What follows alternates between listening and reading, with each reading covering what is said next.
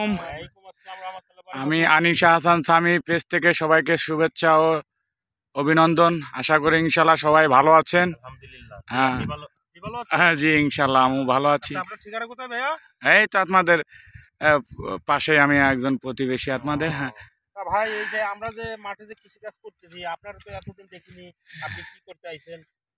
আসছে আপনাদের খোঁজ খবর নিতে, কি অবস্থা, কেমন খরচ কি হচ্ছে, সার ওষুধ কেমন লাগতেছে।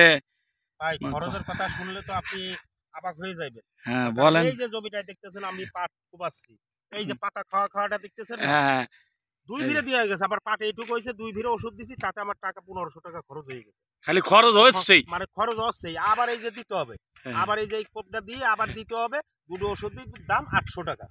তাহলে মনে করো যে আমার এই যে এক পাখি বুইতে যদি 800 টাকা যায়, তাহলে আমি এই যে 10 পাখি বুই করছি, এই সার দিয়ে ওষুধ দিয়ে কতটা যাবে আমার? তাহলে তো আমার এটা আর কি কোনো লাভ হচ্ছে না, দাম নাই, পাঠাই কিছু না, দাম দেয় না সরকার। কিন্তু এই পাট না বোন হয়ে ভাই আমি একটা চিন্তা ভাবনা করছি, আগামীতে ভুট্টা করবো। ভুট্টা করিয়ে আমি ওই দরকার এই ভুট্টা ভাঙা ভুট্টা ফলন আছে, ভুট্টা ভাঙা আমি খাবো, এত কষ্ট করবো না ভাই। তাইতে যে কয়দিন বাইসে থাকি থাকবো, এই গরমের মধ্যে খাটা পিঠা করিয়ে যদি ফসলের দাম না পাই, আর পাটে তো প্রচুর খরচ, আর কষ্ট, খুবই কষ্ট। এক একটা পাটে খরচ হয়ে যাবে 10 টাকা, এক একটা পাটে 10 টাকা খরচ হয়ে যাবে, আটিতে খরচ পড়বে 20 টাকা। পাটটা পচাতে নীতি আমাদের মনে করেন যে এক পাখিতে 15,000 টাকা খরচ পড়ে যায়। 15,000 টাকা তো আমরা দামও পাই নাই, তাহলে আমরা খাটা পিঠা করে কি করবো? সরকার আমাদের দিকে তো টাকায় না, কিছু না, সার ওষুধের দাম বেশি, কিন্তু এটা তো ভাই আমাদের দিকে টাকায় না, তাহলে আমরা এত খাটা পিঠা করে কি করবো? এই যে যারা মনে করেন যে আমার 4টে মেয়ে 3টে ছেলে, 4টে মেয়ে 3টে ছেলে, মাশাআল্লাহ। তো আপনি তো এই দিক দিয়ে তো আগায় আছেন বহুত। হ্যাঁ বহুত আগাই আছি, কিন্তু ওই বড় মেয়েটারে বিদেশে পাঠাইছি, আমার স্ত্রীরে বিদেশে পাঠাইছি, তারা কামাই করেও মনে করেন যে এদিকে আমার ট্যাকল দিতে পারতেছে না। তারপর আপনি হিমশিম খেয়ে যাচ্ছেন। আমি হিমশিম খেয়ে যাচ্ছি, এখন কি করব? তারপর ওই বিদেশের অবস্থা ভালো না ভাই, বিদেশের অবস্থা ভালো না, বিদেশের পরিস্থিতি খুবই খারাপ, খুবই খারাপ। এই গরমে বাংলাদেশে মানুষ টিকতে পারছে না, তারপর বিদেশে টিকবে কি করে ভাই?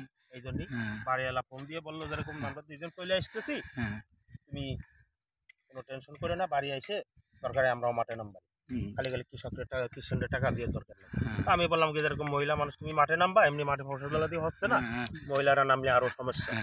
আমি তো আরো কৃষিকাজ বাদ দিয়ে দিবা চাচ্ছি, আমি আরো কৃষিকাজ বাদ দিয়ে দিবা চাচ্ছি, আমি আর করবো না। তো বললো যে সাইডে ধান পান না লাগলি খাবো কি?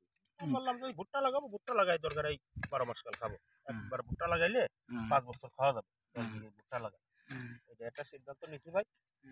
তো অনেক দুঃখ ভাই, আমরা কৃষক, আমাদের মনে হতো মনে করেন যে আমরা বলার টাইম পাই না, কাজই করবো, আপনি আইছেন এমন সময় না বলবো, বুঝছেন ভাই? ঠিক আছে, ধন্যবাদ আপনাকে, ভালো থাকবেন ইনশাল্লাহ।